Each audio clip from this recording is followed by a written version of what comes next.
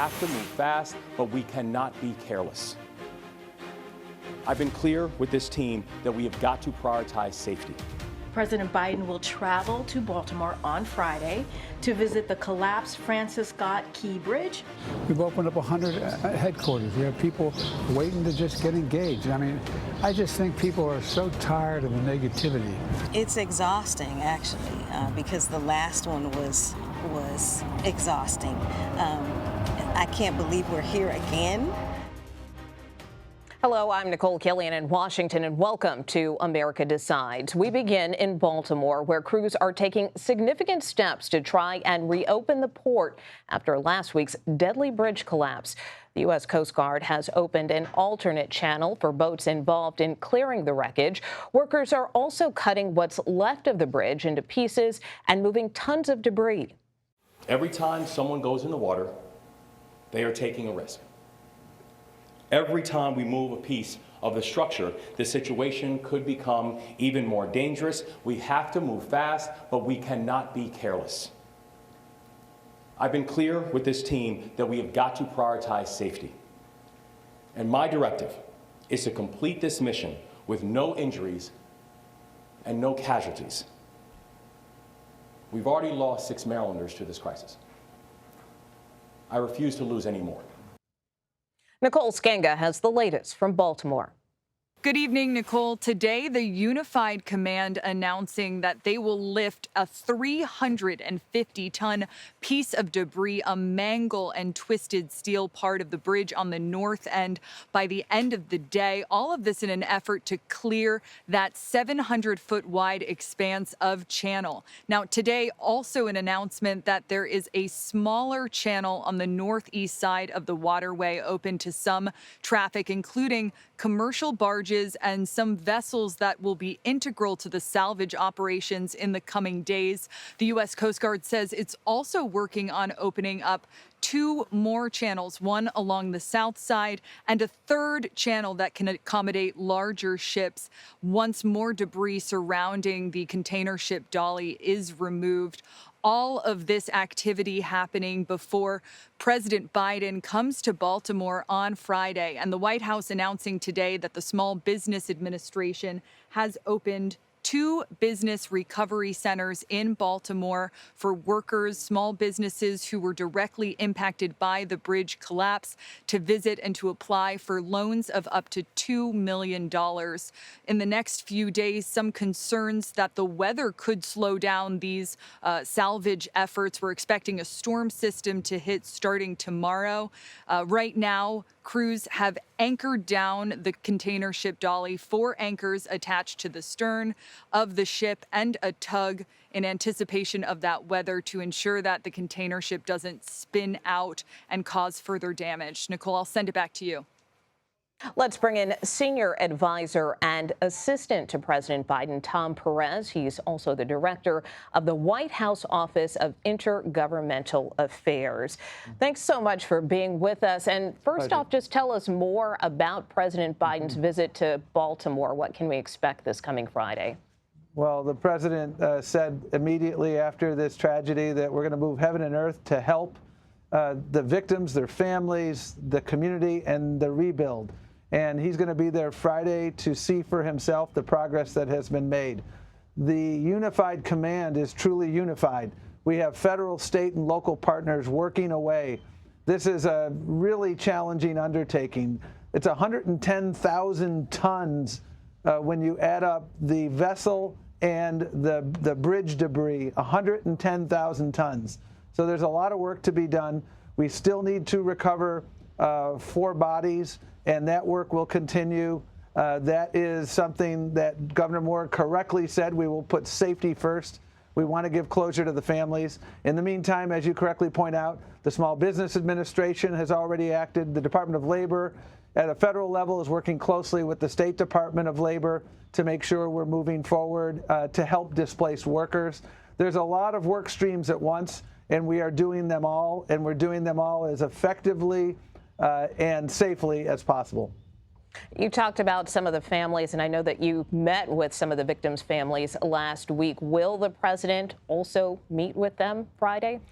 Yes, we're planning the day out right now. I have met with the families, and it was just profoundly sad. And as you know, the president himself is no stranger to tragedy in his own life, and that's why as soon as he heard about this, one of the first directives to me was make sure we are with the families, make sure we're supporting those families. I mean, these are, you know, they do the work that all too many people won't do. In the middle of the night, you're out on a road making sure that the next day people can get to work safe and sound. The most important right a worker has is to come home safe and sound, and that didn't happen for these workers. So the president puts a very, very high value on making sure that we protect worker safety and that we take care of families, and that's going to be a big part of what we do in the days and weeks ahead.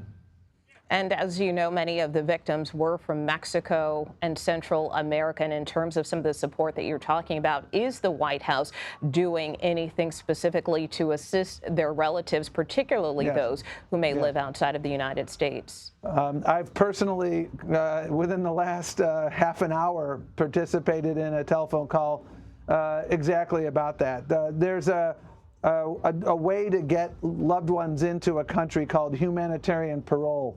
When you lose a loved one like this and you have perhaps a brother or a mother or some other relative that lives in Mexico or Guatemala or Honduras or El Salvador, which are the 4 countries involved here, there is a process for allowing them in for a certain period of time so that they can mourn with their family members. And so we're working with the Department of Homeland Security to process those requests, and we're going to continue to sit down and listen and learn from the families. I can't overstate how tragic it was. These were the bread earners. Not only were they supporting their families here, but in most cases they were sending money back home to loved ones, and that's a big part of this tragedy. The White House has already allocated about $60 million to help the state of Maryland in the wake of this bridge collapse. Transportation Secretary Pete Buttigieg has called on Congress to provide more funding. Here's what he told Face the Nation. The pitch is your district could be next. And also, this has historically been bipartisan. And I'm not just reaching back to bygone eras. Remember, the infrastructure package itself, President Biden's infrastructure plan, went through on a bipartisan basis. Mm-hmm. As you may recall, back in 2007, Congress approved aid 2 days after a bridge collapse in Minnesota. Do you think you can get that same type of cooperation in this Congress? I do, for a number of reasons. First of all, the Port of Baltimore is a resource not simply for the state of Maryland, but for the country. I mean, more cars get imported and exported from the Port of Baltimore than any other port in America. So this is a national resource that's a big part of our national supply chain for so many critical goods that come to the United States and leave from the United States. Secondly, that vote you mentioned in Minnesota that Secretary Buttigieg mentioned, the vote to help the people of Minnesota in the aftermath of that tragedy was 421-0. This is not about Republicans and Democrats. This is about maintaining a critical aspect of our economy and making sure that we can continue to be the strongest nation in the world in terms of our economy and moving forward, making sure that we can do that. I'm confident we can do this in a bipartisan fashion, and we will continue to work toward that end. The president has been very clear about making sure that the federal government plays a very important role in this issue, and we'll continue to work with our federal delegation, but frankly, with every member of the U.S. House and the U.S. Senate, because as the Secretary correctly pointed out, we don't know where this will happen next. We hope it will never happen anywhere else, but history teaches us that these sorts of incidents take place, and that's when we come together. And this incident, as you referenced earlier, has put a spotlight on some of the dangers that many immigrant workers face. According to the Bureau of Labor Statistics, Hispanic workers are more likely than any other racial and ethnic groups to die on the job. So as a former labor secretary, do you think reforms are needed to make some of these jobs safer? Well, the National Transportation Safety Board is looking into this. The Occupational Safety and Health Administration is looking into this. You may be aware that roughly a year ago on one of the interstates in Maryland, there was another incident involving the tragic loss of lives. Immigrants make up about 25% of construction workers. These heroic people were doing work that, frankly, few other people are willing to do in the middle of the night. They're trying to build a bridge to opportunity for their own families, and in so doing, they made the ultimate sacrifice. We've got to make sure that what I said to you earlier on in this conversation, that the fundamental right that all workers have of coming home from work safe and sound is a right in fact and not simply empty promises. And I'm sure that everybody at Occupational Safety and Health, which I used to run the Maryland Labor Department as well as the U.S. Labor Department, and I know the professionalism there. And we're going to learn from these tragic incidents here and the one that occurred a year ago in Maryland and make sure that we do our level best to prevent these from occurring ever again. All right, Tom Perez, good to see you as always. Thanks for being with us. Thank you. The White House is responding to a 60 Minutes investigation into the Havana syndrome. What officials are saying about the findings. You're streaming America Decides.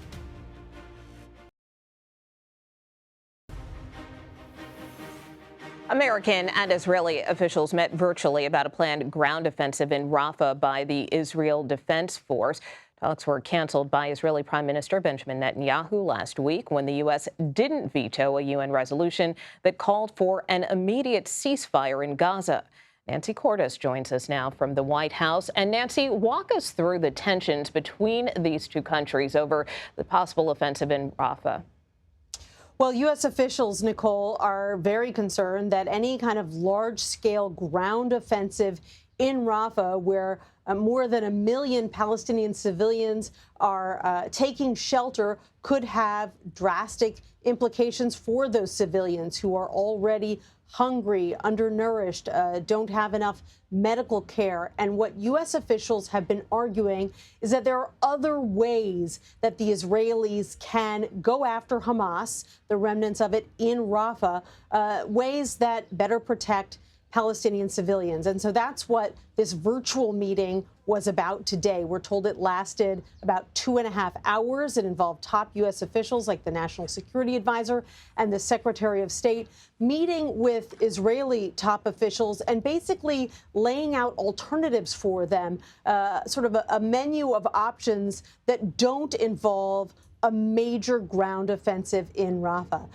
We're told that the Israelis agreed to consider those options and that they're going to meet again. But this is a big sticking point between the Americans and Israelis and has been for weeks because the Prime Minister, Benjamin Netanyahu, has been arguing publicly that the only way that he can complete his objectives of getting rid of Hamas is with a major ground invasion of Rafah in the south of Gaza.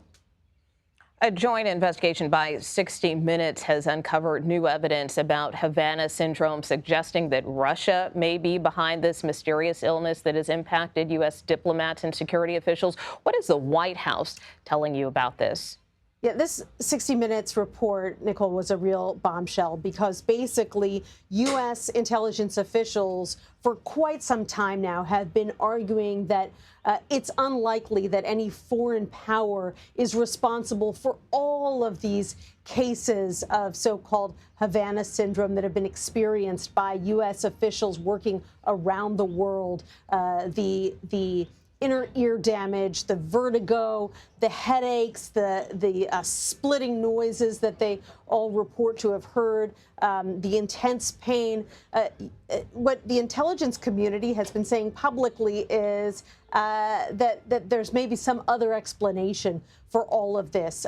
But 60 Minutes really uncovered some very striking links between Russian military intelligence and these cases. And so that's what I asked the White House press secretary about today. Take a listen.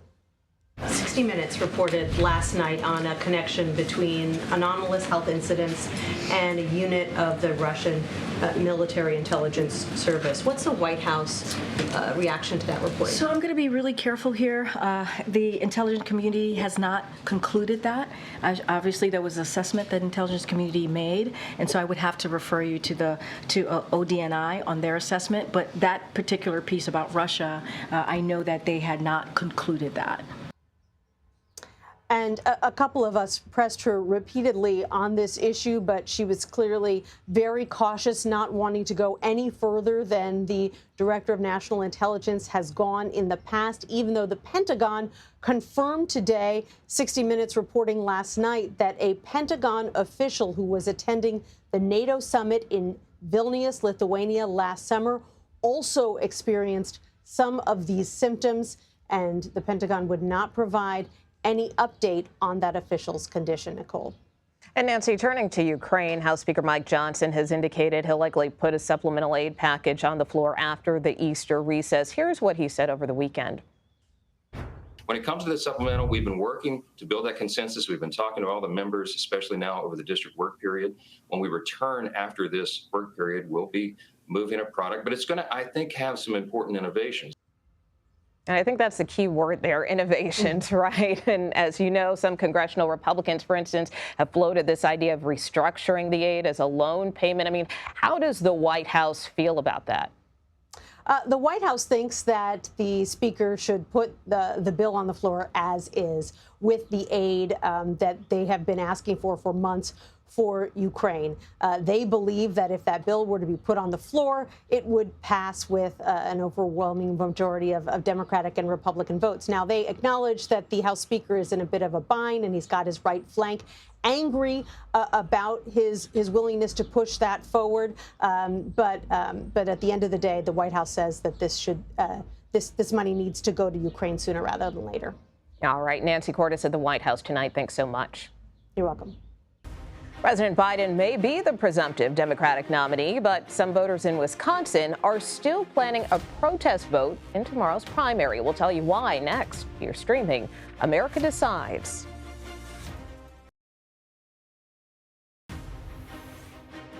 And welcome back to America Decides. The Florida Supreme Court is allowing a vote on a constitutional amendment on abortion this November. It will need 60% of the vote to pass. The High Court also upheld the state's 15-week abortion ban. Shauna Mizell is with me here at the desk. And Shauna, I guess break down this decision and what it means. So that 15-week abortion ban was currently being upheld by the court in this ruling that came down today, but it was really a surprise ruling. What we were expecting was for them to weigh in on whether that constitutional amendment could appear on the ballot this November. They said that it can. Now, what's in this amendment? It would limit the government's right to intervene in abortion procedures, passing laws that restrict abortion.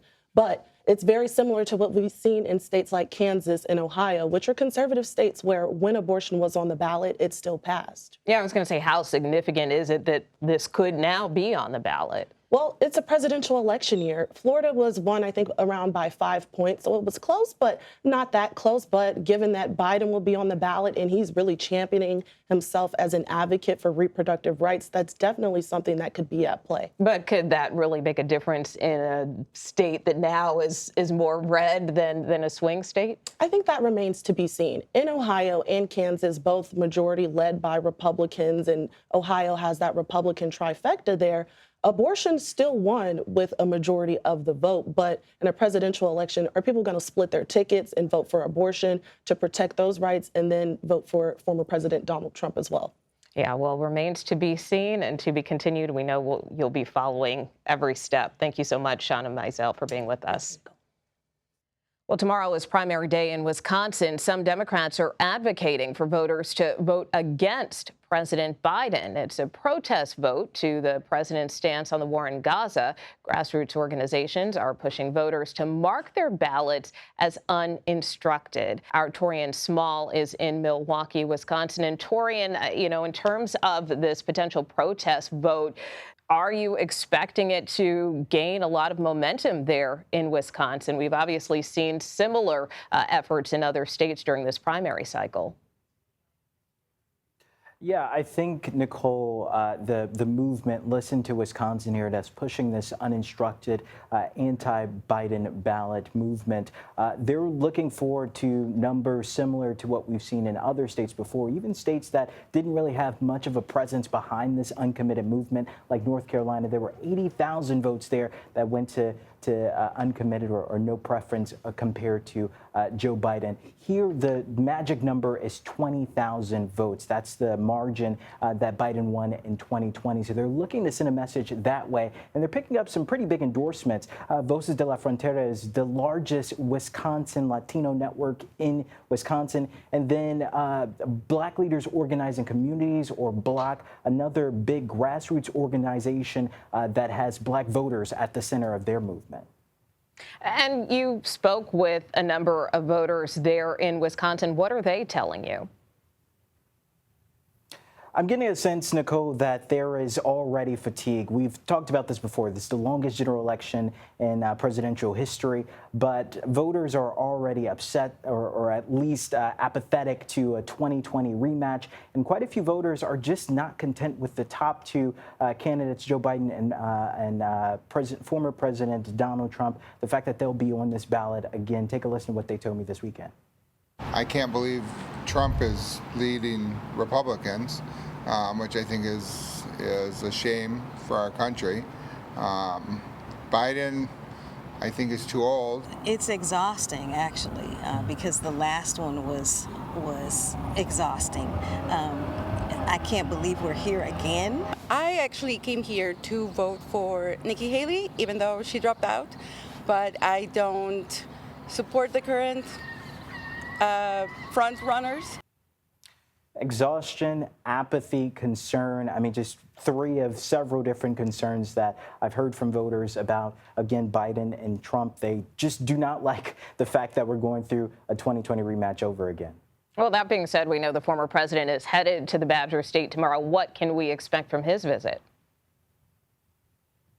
So we can expect to see him really target his efforts in this crucial battleground state. The Biden campaign is ahead of this rally, has slammed the former president from not really hitting the campaign trail and going to these crucial states like Wisconsin. But one potential wild card here, we could see him potentially bring up replacements of Mike Gallagher, because Green Bay is the district of the congressman who decided that he's retiring after voting against impeachment measures for DHS Secretary Mayorkas. So he's bashed him over the weekend, called him weak for stepping down. The House majority is at what's stake here. So we can expect to see, or at least see, some type of hint as to who Donald Trump would throw his endorsement behind to succeed Mike Gallagher.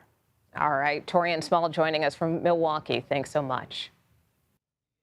President Biden and First Lady Jill Biden hosted the annual Easter egg roll at the White House today. This year's theme was Egg-ucation, led by the First Lady, who has been a teacher for more than 30 years. She accompanied the president down to the lawn where they helped a few kids with their eggs. Of course, this is one of the oldest White House traditions. It was first held in 1878 after President Rutherford B. Hayes issued an order allowing kids to roll their Easter eggs there. Always a fun time, even on a soggy day like today. Well, that does it for us. We will be back with another edition of America Decides tomorrow at 5 p.m. Eastern. You are streaming CBS News.